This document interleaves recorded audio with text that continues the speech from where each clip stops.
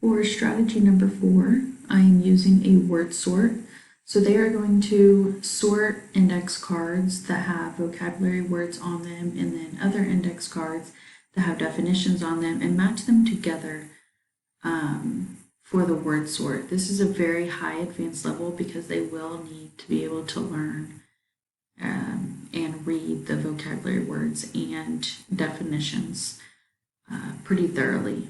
But those that are lower frequency, they can be placed into groups with higher students in order to help them know and understand what each of the index cards say.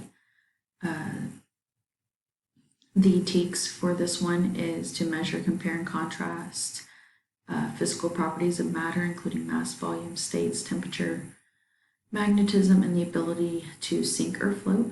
So I have already wrote down the vocab words on some little index cards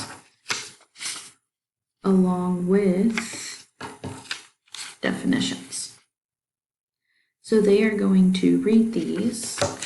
So here's states of matter, and they're going to find a definition. So solid, liquid, and gas, states of matter, they'll go together and they will put them with each other.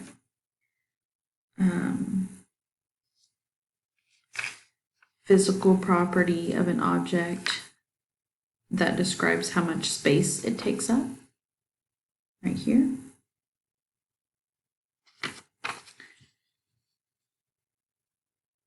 Is going to be the volume. And then you have physical property of matter and is also one of the forces of the universe. That's going to be magnetism. And then you have measurement of how much matter is in an object, and that's going to be mass. So they're going to put them like this, and then we're going to review them all as a class together. Make sure everyone got it and understands the vocabulary words for the unit. Having the students do this will help them understand the different words, along with help them work better at in teams.